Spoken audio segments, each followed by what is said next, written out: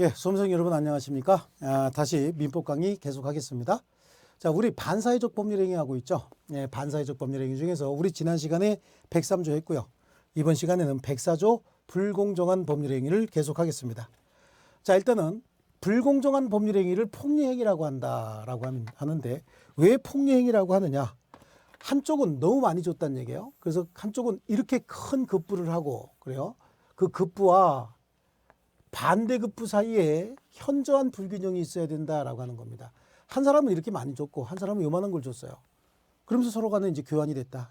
그런 겁니다. 이게 이제 객관적 가치가 그래야 되는 거죠. 객관적으로 급부와 반대급부 사이에 현저한 불균형이 있어야 되고 주관적으로 그러한 불균형이 왜 생겼느냐라고 하는 거죠. 그러한 불균형이 주관적으로 일방 당사자가 궁박했다든지 이 좀 어려운 말이 나왔어요. 또는 경솔했다든지 그래요. 또는 무경험 상태에 있었다라고 하는 겁니다. 물론 이걸 다 갖춘 사람은 없었을 거예요. 아마 이거 중에 하나만 있어도 된다. 뭐 이런 얘기는 이제 나중에 수업을 하면서 공부를 할 거고요. 요거 중에 하나를 갖추면 된다. 또 궁박의 종류도 굉장히 다양하게 나올 수 있는데 모든 궁박이 다 포함된다. 요걸 이제 우리 수업 시간에 세부적으로 하는 거고 여기는 이게 주관적인 요건이고 또 상대방, 당사자, 이익을 본 사람 있잖아요. 예, 상대방에 대한 요건은 어때야 되느냐라고 하는 거죠. 이 상대방에 대한 요건은 우리 민법에는 없지만 우리 판례가 요구하고 있는 거예요. 상대방은 폭리의 악의가 있어야 된다라고 얘기를 합니다. 상대방에게 폭리의 악의, 이 폭리의 악이다라고 하는 건 이런 심리 상태를 알고 이용하려는 악의가 있어야 된다라고 얘기를 합니다. 그래서 객관적인 요건과 주관적인 요건과 또 상대방에 대한 요건이 모두 충족이 되면 이 법률행위는 반사회적 행위로서 무효다라고 하는 거죠. 그런데 여기 잘 들여다보면 누가 반사회적 행위를 했냐요. 우리 103조에 앞에서 봤던 반사회적 법률행위는 둘 다 반사회적 법률행위 했을 때 그 누구도 부당이득의 반환을 청구할 수 없다 이렇게 접근을 하는데 여기는 반사회적 행위를 폭리자만 반사회적 행위를 했지 여기는 반사회적 행위한 사람이 아닙니다. 자, 이것도 무효니까 이행 전이면 이행할 필요 없겠지만 이미 이행된 부분 어떻게 할 거냐 그런 부분입니다. 그래서 불법의 원인은 수익자에게만 있는 거기 때문에 이행 전이면 이행할 필요 없지만 이미 이행된 부분은 이쪽은 반사회적 행위한 사람들이 아니니까 부당이득 반환 청구할 수 있겠지만 여기는 반사회적 행위를 한 사람들이잖아요. 그러니까 돌려달라고 부당이득 반환 청구할 수 없다. 이렇게 접근을 해야 된다라고 하는 겁니다. 그래서 우리 기본서에 있는 내용 여기까지 봤고요. 자, 그 다음에 이제 동기의 불법이다 이런 게 나와요. 이게 동기의 불법은 동기라고 하는 개념을 먼저 한번 이해를 하셔야 되는데요. 동기라고 하는 건 머릿속에 있는 꿍꿍이를 얘기하는 겁니다. 머릿속에 있는 꿍꿍이의 불법이다. 자, 그렇다는 얘기는 어떤 일을 하게 할 때는 사람들이 무슨 동기가 분명히 있을 거예요. 그 동기는 머릿속에 있는 거고 그 동기가 바깥으로 표출되지 않는 한 법률행위를 한 당사자는 어떤 동기가 있었는지 쉽게 알 수가 없어요. 그래서 이 불법의 동기 이거 자체만 가지고는 법률행위에 영향을 미치지 않습니다. 그래서 불법의 동기가 있었다라고 하는 것만 가지고는 법률행위에 영향을 미치지 않습니다. 그래서 법률행위 내용은 반사회 질서에 위반하지 않으나 법률행위의 동기가 사회 질서에 위반하는 경우를 말한다. 이 동기는 머릿속에 있는 꿍꿍입니다. 예를 들면 친구한테 돈을 빌려달라고 합니다. 친구야, 돈 좀 빌려줘라. 얼마가 필요하냐? 1,000만 원만 빌려다오. 어디다 쓸 건데? 그랬더니 묻지 말고 좀 빌려줘라. 그랬는데 그 친구가 그걸 도박 자금으로 썼다. 이거 하고 친구야 돈 좀 빌려줘라. 어디다 쓸 거냐? 내가 오늘 저녁에 한 판 크게 벌려서 따면 반 나눠줄게. 그랬더니 꼭 따라 그러고 빌려준 거하고 똑같이 1,000만 원을 빌려줬다라고 하더라도 전자는 그 돈을 빌려간 친구가 어떤 목적으로 돈을 쓰려고 하는지를 모르고 빌려준 것이고 후자 쪽은요. 더 서로 간에 야 어디다 쓸지 뻔히 알면서 딴 거 나눠주기야 라고 빌려준 겁니다. 이 경우에는 둘이 반사회적 행위를 같이 한 거예요. 후자 쪽은요. 하지만 전자 쪽은 빌려가는 자가 어떤 목적으로 쓸지 모르고 빌려줬기 때문에 그 불법의 동기가 있었다는 사정만으로 반사회적 행위가 될 수는 없어요. 그러니까 빌려준 사람은 그 빌려준 돈을 되돌려 받을 수 있다. 근데 후자 쪽은 딴 거 반씩 나누기다라고 하고 빌려줬으면 불법의 동기를 알고 빌려줬기 때문에 빌려주는 행위도 반사회적 행위가 되는 겁니다. 그래서 동기의 불법이라고 하는 거예요. 그래서 불법 동기가 표시된 경우 또는 상대방에게 알려진 동기가 사회질서에 위반하여 불법인 경우 무효로 한다. 그래서 표시되거나 어떻게 된다? 알려져야 된다. 요 두 가지요. 그래서 동기의 불법. 다음 페이지 그 7페이지, 8페이지에 걸쳐서 이렇게 설명이 되어 있는 겁니다. 자, 그다음에요. 반사회적 법률 행위의 효과를 한번 보시죠. 다음 페이지에 반사회적 행위를 하게 되면 어떤 일이 벌어지느냐. 잠깐 설명은 드렸어요. 반사회적 행위를 두 사람이 모두 같이 했느냐 아니면 한 사람만 했느냐에 따라서 달라지는데 둘 다 반사회적 행위를 했다. 그럼 예를 들면 둘이 첩계약을 체결했다요. 갑하고 을이 첩계약을 체결해서 첩이 되는 조건으로 얘한테 자동차를 하나 사주기로 했다. 예를 들어서 이렇게 예를 한번 들어볼게요. 이런 경우에는 첩계약의 대가로 자동차를 사주기로 했으니까 이 첩계약이 무효니까 자동차 사주기로 한 것도 무효란 얘기입니다. 그러니까 이행 전이면 이행할 필요 없다. 주기 전이면 줄 필요 없다. 그런 논리가 성립을 하는 겁니다. 근데 이미 줬다라고 하면 이미 줬으면 이 소유권은 여기한테 귀속이 돼요. 나중에 헤어질 때 치사하게 이거 내놔라 이거 하지 못한다는 얘기예요. 얘도 뭐 이거 대가로 뭐 하나 사줬다 그럼 서로 돌려달라고 하지 못한다는 얘기입니다. 반사회적 행위로서 무효인 경우에는 불법 행위로서 무효이기 때문에 그 내용을 이행 전이면 이행할 필요가 없다. 주기 전이면 무효니까 줄 필요가 없어요. 그런데 이미 이행한 후에는 그 행위는 불법 행위를 원인으로 해서 급여가 된 거기 때문에 그 이익에 반환을 청구할 수 없다. 이건 어디서 찾을 수 있느냐? 746조 불법 원인 급여에서 찾을 수 있다는 얘기죠. 이 746조 보면은 불법을 원인으로 하여 재산을 급여하거나 노무를 제공한 때 그 이익에 반환을 청구할 수 없다. 여기까지가 본문이잖아요. 그러니까 둘이 같이 불법 행위했을 때는 얘가 준 것도 돌려달라고 할 수 없어요. 을이 갑에게 준 것도 돌려달라고 할 수 없어요. 주기 전이면 안 줘도 되지만 주고 난 다음엔 돌려달라고 할 수 없다.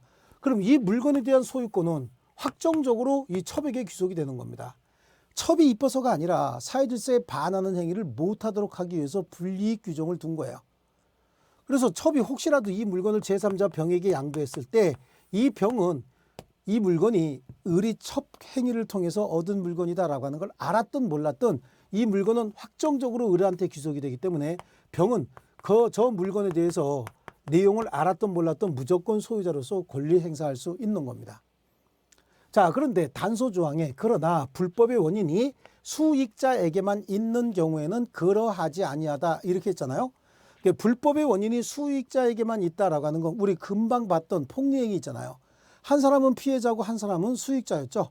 이때 불법의 원인이 수익자에게만 있기 때문에 폭리자는 자기가 준 거 돌려달라고 할 수 없지만 피해자는 돌려달라고 할 수 있는 겁니다. 그래서 불법의 원인이 수익자에게만 있는 때는 그러하지 아니하다. 여기서 그러하지 아니하다의 의미는 부당이득을 반환 청구하지 못한다에 그러하지 아니하다니까 돌려받을 수 있다. 그러면서 뭐라고 얘기했어요? 불법의 원인이 수익자에게만 있다. 그러면 한 사람은 불법 행위했지만 한 사람은 불법 행위하지 않았다. 그런 얘기가 되는 거겠죠.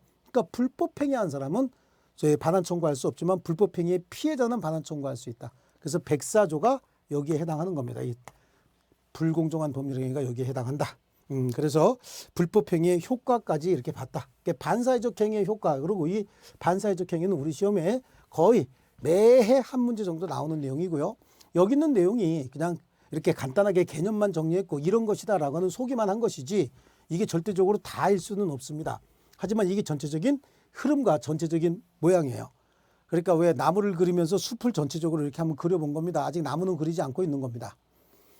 자, 그 다음에 나오는 게 이제 의사표시죠. 의사표시.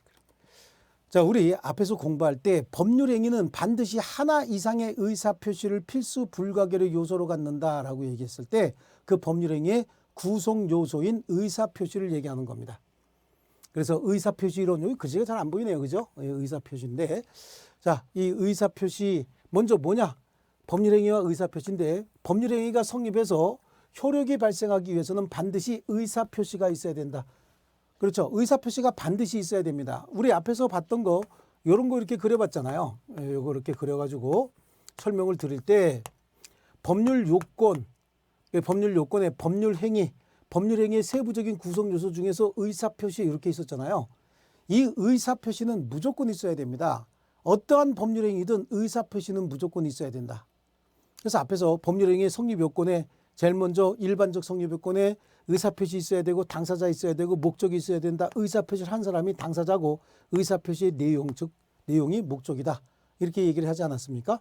그래서 의사표시 있어야 되고 그 의사표시는 정상적인 것이어야 한다. 정상적인 의사표시는 요거 정상적인 의사표시는 의사와 표시가 일치하면서 동시에 의사표시에 하자가 없는 걸 얘기하는 거예요. 이것도 이제 공부할 겁니다.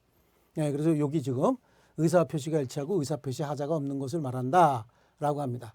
그럼 의사표시를 얘기하다가 갑자기 비정상적인 의사표시가 나오잖아요. 정상적인 의사표시 너무 많아요. 너무 많다 보니까 정상적인 의사표시를 전부 공부할 수 없어서 비정상적인 의사표시를 먼저 공부하고 비정상적인 의사표시 빼면 나머지는 다 정상이다. 이렇게 접근을 하기 위해서 비정상적인 의사표시를 공부하는 겁니다. 그럼 앞에서 봤던 것처럼 정상적인 의사표시는 의사와 표시가 일치하면서 동시에 의사표시에 하자가 없어야 된다라고 했는데 그러면 비정상적인 의사표시는 이거에 반대로 접근해야 된다. 그런 의미가 될 수 있겠죠. 그럼 이제 반대로 한번 접근을 해보죠. 그래서 비정상적인 의사표시는 정상적인 의사표시로부터 한번 유래해서 적어보겠습니다. 자, 정상적인 의사표시. 그럼 먼저 의사와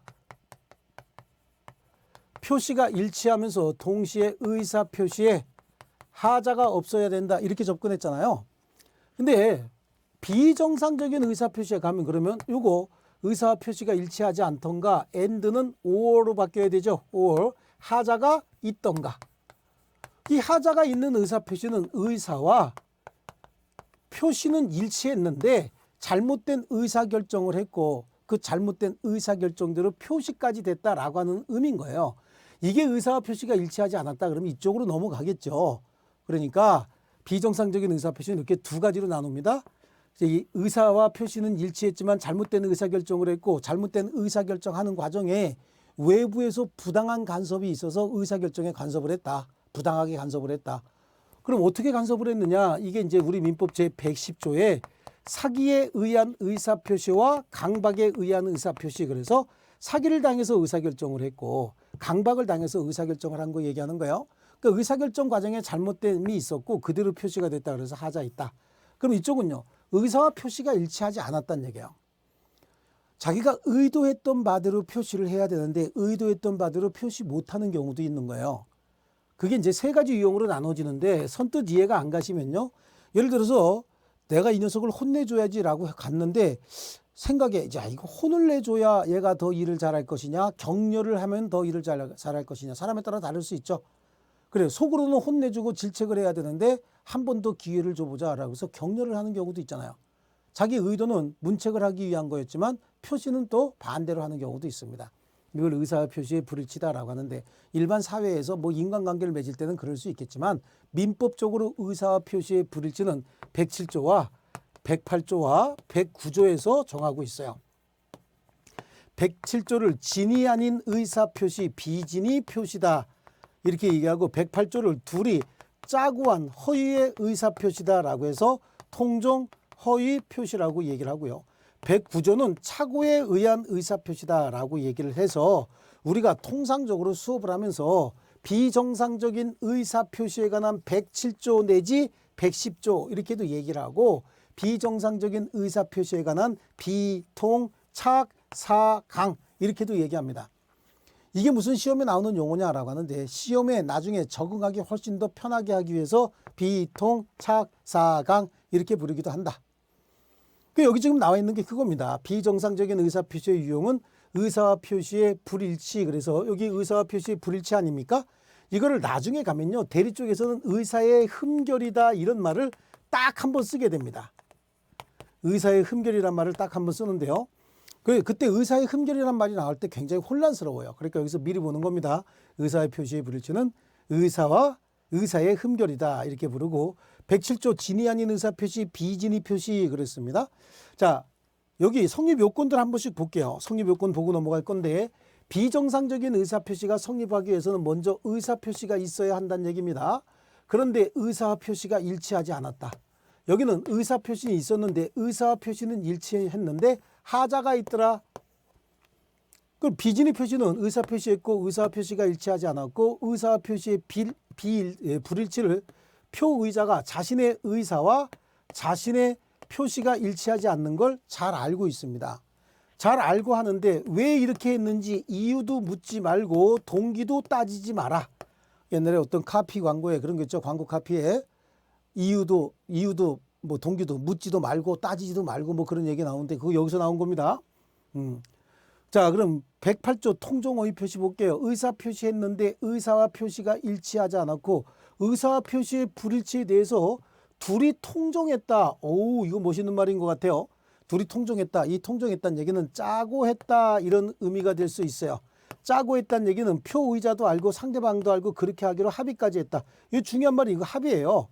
표의자도 알고 상대방도 알고 했다. 그럼 묵인하에 했다 이렇게 얘기해야지 짜고 했다 이런 얘기 안 하거든요. 그렇게 하기로 합의까지 했다. 이걸 짜고 했다. 그럼 왜 그렇게 했을까요? 이유도 묻지 말고 동기도 묻지 마라. 이렇게 얘기하는 겁니다. 그럼 109조 착오에 의한 의사표시 똑같아요. 의사표시 있었고 의사와 표시가 일치하지 않았는데 의사와 표시의 불일치를 표의자가 모르고 하는 거죠. 모르고 하는 걸 착오에 의한 의사표시다라고 얘기하고요. 그러면 사기 강박에 의한 의사표시는 의사표시가 있긴 있었는데 의사와 표시가 일치는 했어요. 근데 잘못된 의사결정을 했다. 왜 잘못된 의사결정을 했냐? 사기를 당했다. 사기를 당했다는 얘기는 속아서 했다 그런 얘기잖아요. 왜 잘못된 의사결정을 했니? 강박을 당해서 겁먹었다. 우리 뭐 겁먹어서 그런 것보다는 조금 더 줄여서 쫄아서 했다. 이렇게 얘기하면 되는 거죠. 쫄아서 했다. 자, 이게 이제 성립 요건들인 거죠. 그래서 우리 107조부터 보면 진위 아닌 의사표시, 의사표시하는 자가 자신의 의사와 표시가 일치하지 않는다는 것을 잘 알면서 했다. 그렇죠? 이거를 이야기한다. 좋습니다. 자, 그러면 진위 아닌 의사표시는 표의자가 알고 한 것이기 때문에 이거 비진위 표시요. 알고 한 거기 때문에 표시한 대로 법률효과가 발생해야 되는 거예요. 표시한 그대로 법률효과가 발생을 합니다. 자, 즉 유효가 원칙이다라고 하는 거예요. 이게 원칙이 유효다. 그래요. 다만 의사와 표시의 불일치를 상대방이 알았거나 알 수 있었다면 이는 무효로 하겠다. 자, 혼자서 의사표시했어요. 저 혼자 이 시계를 여러분에게 주겠다라고 의사표시를 했는데 여러분이 이 시계 보더니 진짜 날 주는 거야? 고마워 라고 얘기하면 제가 얼른 아니야 농담이야 라고 회수하려고 그랬어요. 근데 여러분이 이렇게 받아갖고 있는데 자 고마워라고 얘기하는 찰나에 전화가 왔길래 전화를 이렇게 받고 있는데 그냥 여러분이 시계를 차고 가버렸다. 그렇게 된 거죠. 즉 의사와 표시가 일치하지 않았는데 표의자는 알고 했고요. 그래서 표시한 대로 법률효과가 발생합니다. 자, 상대방은 몰랐다 그런 얘기죠. 그러면 표시한 대로 주겠다고 한 대로 증여의 효과가 발생을 해야 되는 거예요. 다만 그 의사와 표시의 불일치를 상대방이 알았거나 알 수 있었다면 무효로 한다. 그러니까 이건 또 상황이 어떻게 되냐면 너 줄게 그랬더니 야 이거 네 것도 아니면서 네 것처럼 차고 다닌다고 네가 줄 수 있는 거야? 농담하지 마 이 녀석아. 그러고 끝났다는 거죠. 그러니까 농담하지 마 이 녀석아 그러고 끝났어요. 그러면 줄 수 없는 물건이라는 거 잘 알고 있었잖아요. 그러니까 너 줄게 라고 했던 건 뭐가 돼야 된다? 무효가 돼야 된다 그런 얘기입니다. 무효다. 그런데 여기서 얘기하는 진이란 뭐냐라고 하는 거야. 진이란 특정한 내용으로 의사표시하고자 하는 표의자의 생각을 말하는 것이지 표의자가 진정 마음속으로 바라는 것은 아니다라고 하는 것이 판례의 태도다 그러는데 이거 이해하기 참 힘든 거거든요.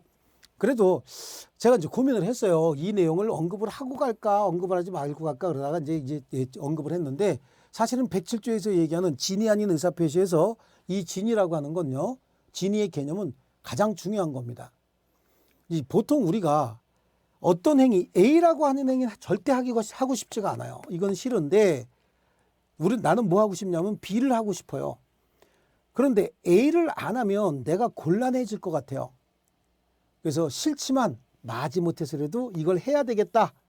그래서 해야 되겠다. 마지못해서 이것이 최선이다 라고 판단을 해서 A로 했다.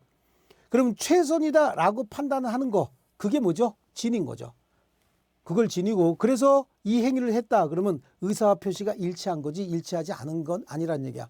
이것이 최선이다 라고 판단을 해서 A 하려고 했는데 어떻게 하다 보니까 B로 했다라고 하면 이게 의사와 표시의 불일치인 것이지 속마음은 나는 B 하고 싶었다. 이거 B로 하면 헷갈리겠다. 그죠? 대문자 소문자에서 C로 하실게요. 내 마음속으로는 A는 안 하고 싶어요. B로 하고 싶은 거예요. 이게 진정 마음속으로 바라는 사항이고 그런데 B로 하게 되면 상대방이 굉장히 실망을 하고 경노할까 봐 A, 마지못해서나마 A로 해야 되겠다라고 하는 생각을 했다.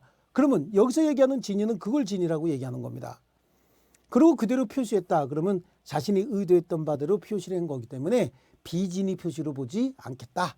자, 이렇게 접근을 하는 거고요. 통종허위 표시입니다. 비진위 표시를 단독 허위 표시라고 한다면 통종허위 표시는 둘이 같이 한 허위 표시인 거예요.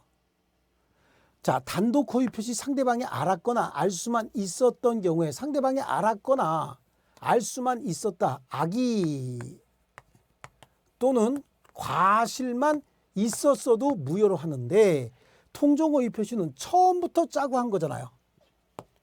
그래서 의사표시자가 자신의 의사표시의 불일치를 알고 있을 뿐만 아니라 상대방과도 협의가 이루어진 상태, 문제는 이거 협의 이거 중요한 말이라 그랬죠.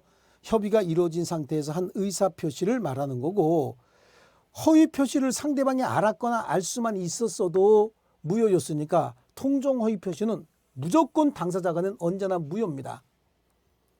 항상 무효다라고 하는 거죠. 왜? 상대방하고 무조건 짜고 했으니까 무효가 된다. 그런 얘기입니다. 하지만 그 행위가 반사회적 행위는 아니다. 그래서 앞에 하고 이제 이어지는 건데 그 행위를 반사회적 행위로 보지는 않겠다. 이렇게 얘기하고 있는 겁니다. 반사회적 행위는 우리 앞에서 봤듯이 선량한 풍속 기타 사회질서에 반하는 행위를 반사회적 행위라고 하는데 이 통종허위 표시를 주로 하는 이유를 한번 살펴보면요. 통종허위 표시는 갑이 친구 을하고 자기 부동산을 매매하는 계약을 체결합니다. 매매하는 계약을 체결한 이유가 갑이 사업을 하다가 실패를 하니까 갑의 채권자가 갑이 가지고 있는 유일한 부동산을 지금 강제집행을 통해서 압류하려고 준비하고 있다는 소식을 들었어요. 이거 자기가 사업을 잘못해서 자기가 망가지는 건 괜찮지만 이거마저 없어지면 가족들하고 생활의 터전이 없어지네. 그러니까 친구하고 짜고서 A가 강제집행하는 걸 방어하기 위해서 어떻게 한 겁니까? 야, 네 이름으로 좀 해놓자라고 매매계약 형식을 갖췄지만 진짜 매매가 아니고 뭡니까? 이거는 가장매매, 가짜매매인 거예요. 그래서 얘 이름으로 소유권 이전 등기가 돼 있다라고 하더라도 이 소유권 이전 등기는 무효고 여전히 소유권은 갑에게 있는 거예요. 이걸 뭐라고 얘기하냐면 강제집행을 면탈하기 위해서 어떤 행위를 했다 이런 얘기를 하는데 이 행위는 반사회적 행위는 아니에요. 자체는 무효일지 모르지만 반사회적 행위는 아니기 때문에 나중에 끝나고 나면 돈 다 갚고 나면 네 이름으로 돼 있는 그 무효등기 말소해라 라고 해서 돌려달라고 할 수 있는 겁니다. 반사회적 행위라고 한다면 돌려달라고 할 수 없는 거 아니겠습니까? 하지만 여기서는 돌려달라고 할 수 있는 것이다. 좋습니다. 그리고 착오에 의한 의사표시다라고 하는 거. 이것도 우리 아까 여기서 봤듯이 비진위 표시, 통종의 표시, 착오에 의한 의사표시 아니었습니까? 착오에 의한 의사표시, 이 착오에 의한 의사표시는 의사와 표시의 불일치를 표의자가 모르고 하는 행위다라고 얘기를 했죠. 그런 의사표시다라고 하는데 자, 표의자가 자신의 의사와 자신의 표시가 일치하지 않는 걸 모른대요. 그러면 상대방도 몰랐을 가능성이 굉장히 높죠. 그러니까 착오에 의한 의사표시는 일단은 유효로 하는 겁니다. 그래서 일단은 유효로 하되 그 착오가 의사표시 내용의 중요 부분, 여기서 내용의 중요 부분이냐 아니냐라고 하는 거 따질 때 우리 판례가 중요 부분이라 하면 표의자가 착오를 미리 알았더라면 그런 정도 표시는 하지 않았으리라 여겨줘야 되고 일반인도 객관적으로 표의자 입장에 섰더라면 그런 표시는 하지 않았으리라 여겨줘야 된다. 엄청 어려운 말로 얘기하고 있어요. 그러니까 표의자뿐만 아니라 그 누구라도 착오를 미리 알았더라면 그런 정도 표시는 하지 않았으리라 여겨줘야 된다. 이렇게 쉽게 얘기 안 해줍니다. 그러면 다시 한번 풀어서 여러분이나 저나 착오를 미리 알았더라면 그 행위는 하지 않았으리라 여겨줘야 된다라고 할 때 가장 일반적인 기준이 뭐냐? 경제적 불이익인 거예요. 그래서 경제적인 손실을 의미하는 겁니다. 경제적인 손실이 있으면 중요 부분이다 이렇게 판단을 하는 거죠. 그래서 중요 부분에 관한 것인 경우에 즉 경제적 손실이 크게 있으면 취소할 수 있다. 그런다 그 경제적 손실을 크게 발생한 부분에 표의자에게 중대한 과실이 있으면 중요 부분에 관한 것이면 취소할 수 있지만 중대한 과실이 있으면 취소 못한다라고 하는데 이 중대한 과실은 어떻게 따지느냐? 직업하고 관련이 있는가 보고 따지는 거예요. 직업하고 관련이 있는 자가 자기 직업과 관련된 업무를 수행하면서 조금 주의를 태만히 했다. 그래서 손해가 생겼다. 중과실인 거죠. 그런데 직업하고 관련 없는 자다. 그런데 주의 의무를 태만히 했다. 그럼 중과실 정도는 아닌 걸로 봅니다. 그래서 취소할 수 있는 행위가 되는 거고 취소하지 못하는 경우도 있다. 자, 그렇습니다. 그래서 착오에 의한 의사표시까지 봤고요. 우리 의사표시 불일치 봤으니까 이제 의사표시는 일치했는데 하자 있는 의사표시 이 부분은 다음 시간에 계속하도록 하겠습니다. 자, 수고하셨습니다.